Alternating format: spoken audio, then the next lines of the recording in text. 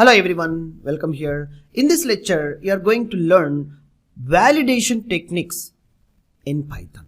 So let's see. Explain validations in Python with example. Just I'm trying to asking ChatGPT. Let's see what happens here.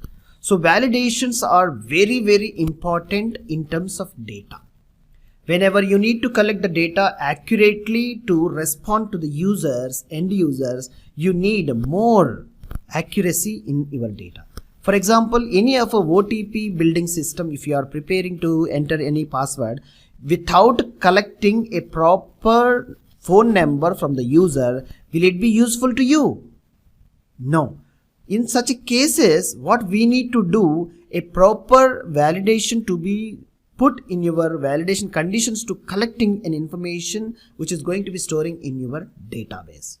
So always, whenever as a developer, what you need to think, be predictively collect username, phone numbers, email ID, which you need to communicate in a proper way to the user. All these validation conditions you have to put in your parameters.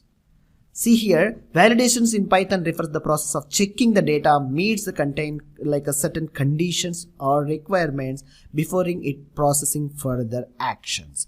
This helps us ensure to correctness of integrity of data and preventing errors, unexpected behavior. Validations can be performed using various techniques such as using conditional statements, raising exceptions, or using specialized libraries which are built in already available inside the Python. For example, so one comma approach, if statements we have checked and identified, that way we can implement. See, a simple example source code it is given for us this particular ChatGPT. Let's say this is the explanation how it is a value error codes are throwing. We'll test now in this lecture. So go for here. Validations, or you can say that error corrections. So let me run this. Yes, it's done. So result is 2.0. So here you may check it. Try catch exception also you can say that. So the divide a by b equal to 0, raise the value error cannot divided by 0.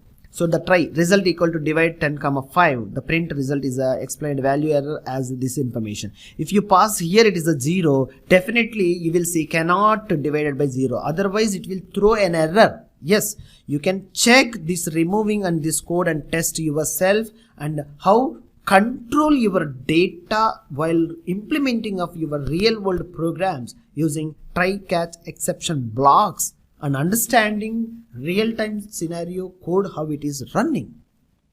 I hope it's a super easy lecture and you will be enjoyed more and more by entering and understanding ChatGPT queries and utilizing along with Python programs. Thank you.